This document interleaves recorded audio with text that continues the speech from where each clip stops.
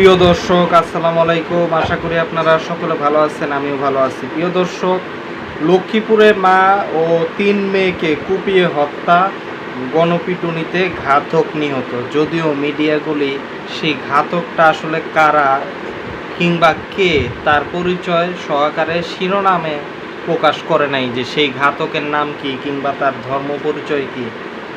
মূলত ঘটনাটা লক্ষ্মীপুরের রায়পুরে ঢাকা বিশ্ববিদ্যালয়ের এক শিক্ষার্থীসহ তার মা ও ছোট 2 বোনকে কুপিয়ে নির্মমভাবে হত্যা করা হয়েছে।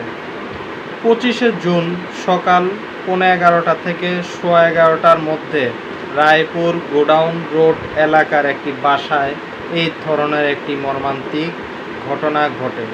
আর এই ঘটনায় যারা নিহত, মা শাহিনুর বেগম বয়স 38, বড় মেয়ে ঢাবি শিক্ষার্থী সাইমা আক্তার 21 বছর এবং মেজ মেয়ে ইকরা আক্তার 17 বছর, ছোট মেয়ে শিফা আক্তার 9 বছরের।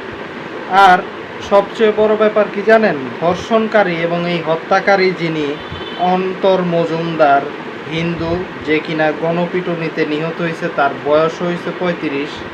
মিডিয়া এই অন্তর মজুমদার যে একজন হিন্দু, সে এই ব্যাপারে কোনো শিরোনামে আপনি দেখবেন না যে কোনো শিরোনাম করা হয়েছে।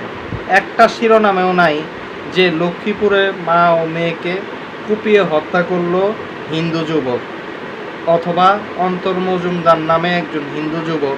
এটা কোনো মিডিয়াতেই টাইটেল হয় নাই কিংবা শিরোনাম হয় নাই। কিন্তু আজকে যদি কোনো একটা মাদ্রাসার ছাত্র কিংবা কোনো একটা মুসলমান যুবক এই কাজ করত কিংবা কোনো একটা হুজুর যদি করত, তাইলে ডাইরেক্ট টাইটেল দিত লক্ষ্মীপুরে মা ও মেয়েকে হত্যার সাথে জড়িত মাদ্রাসার শিক্ষার্থী গণপিটুনিতে নিহত, এরকম কোনো একটা চটকদার টাইটেল কিন্তু দিত।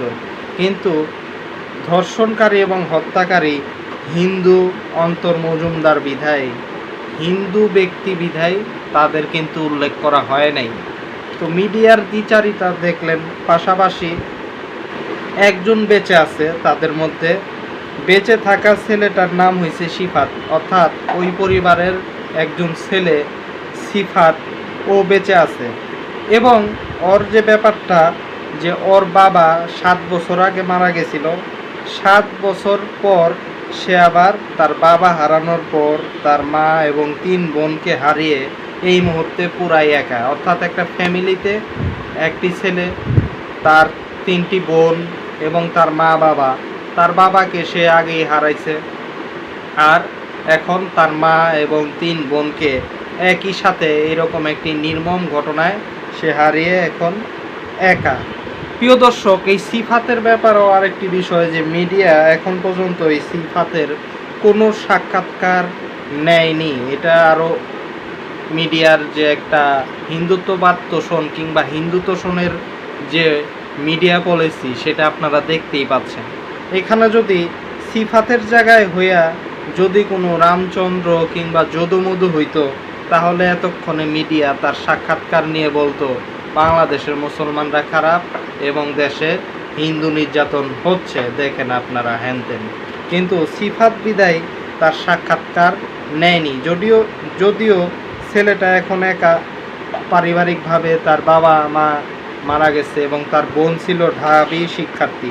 আরেকটা বিষয় দেখেন, ঢাবি শিক্ষার্থী সাইমা আক্তার এরকম একটি নৃশংস ঘটনায় মারা যাওয়ার পরেও ঢাকা বিশ্ববিদ্যালয়ের এই সমস্ত শিক্ষার্থীরা, তারা আছে ব্রাজিল এবং আর্জেন্টিনার খেলায় ব্যস্ত। কিন্তু যদি এখানে সাইমা আক্তার না হয়ে যদি চৈতালি চক্রবর্তী কিংবা অন্য কেউ যদি হইতো, সাপোজ উদাহরণ, তাহলে জগন্নাথ হল থেকে এই মুহূর্তে মিছিলের বন্যা বয়ে যাইত এবং শাহবাগে অলরেডি মশাল মিছিল হইতো। কিন্তু আমাদের মুসলমান ঢাবির শিক্ষার্থী অন্যরা, তারা কি করে? তারা উন্মাদের মতো খালি ফুটবল নিয়েই ব্যস্ত। আমি ফুটবল খেলাকে দোষী মনে করি না, কিন্তু এই যে একজন ঢাবি শিক্ষার্থী একটা নির্মম একটা ঘটনায় মারা গেল, যে ঘটনা বর্ণনার করার মতো না, আমি আর বেশি বর্ণনা এই জন্যই ওই ঘটনার দিলাম না। তো সাইমা আক্তার যে মারা গেল ঢাবি শিক্ষার্থী, এই নিয়ে ঢাকা বিশ্ববিদ্যালয়ের মুসলমান শিক্ষার্থীদের কোনো প্রতিবাদ নাই, কোনো চেতবেদ নাই, কোনো কিছু নাই। এরা কি আসলে কেমন, এটা আসলে বলার মতো না, তাই না? এই ঢাকা বিশ্ববিদ্যালয়ের শিক্ষার্থীরাই জুলাই আন্দোলন করছে, এটা আসলে ভাবতেও খারাপ লাগে যে নিজের একজন সহপাঠী সাইমা আক্তার এইভাবে নির্মমভাবে মারা গেল। একটা মশাল মিছিল তো দূর, কোনো একটা শিক্ষার্থীকে প্রতিবাদ করতে দেখলাম না, এবং তারা ফুটবল নিয়ে ব্যস্ত। অথচ রাম মন্দির ইস্যুতে হিন্দুরা কি পরিমাণের বাজে কথা ঢাকা ইউনিভার্সিটিতে একদম পরিবেশ গরম করে ফেলাইল। তাইলেই আমাদের আর তাদের পার্থক্যটা বুঝেন। আমাদের একজন ঢাবি শিক্ষার্থীকে তার মা সহ আরও তার 2 বোন সহ তাকে হত্যা করলো একজন হিন্দু, সেটা নিয়ে ঢাকা বিশ্ববিদ্যালয়ের শিক্ষার্থীদের কোনো প্রতিবাদ নাই। অপরদিকে হিন্দুরা কত প্রতিবাদী। এবং দেখেন মিডিয়ার কোনো চেতবেদ নাই। মিডিয়া মূলত জাতীয় পর্যায়ের যে সমস্ত প্রিন্ট মিডিয়া তারা খবর করছে, তারপরেও এই হিন্দু যুবকের নামটা শিরোনাম, কৌশলী শিরোনাম দিয়া এই নিউজটা তারা করছে। ভিতরে নাম দিছে ঠিকই অন্তর মজুমদার, কিন্তু হিন্দু সে এটা বলে নাই। প্লাস শিরোনামে দেয় নাই যে হিন্দু যুবক সে এই ধর্ষণের কাজের সাথে জড়িত। আবার দেখেন কোনো একটা ভিডিও দেখলাম না মেন স্ট্রিম মিডিয়ার যারা এটা নিয়ে নিউজ করছে। ইউটিউবে অন্তত আমি খুঁজে পাইনি এরকম ভিডিও যে লক্ষ্মীপুরের এই ঘটনায় নিউজ করছে পরিষ্কারভাবে। কিন্তু যদি মাদ্রাসা হইতো, কিন্তু যদি একজন মুসলমান হইতো, তাহলে মিডিয়া এইটা নিয়ে কত মাতামাতি করতো যে মাদ্রাসার শিক্ষার্থী এই কাজ করছে, মসজিদের হুজুর এই কাজ করছে। কিন্তু আজকে হিন্দু এরকম একটা নৃশংস কাজ করলো, এইটার ব্যাপারে মিডিয়া কোনো ধরনের কোনো আলোচনা নাই, কোনো টক শো নাই বুদ্ধিজীবীর।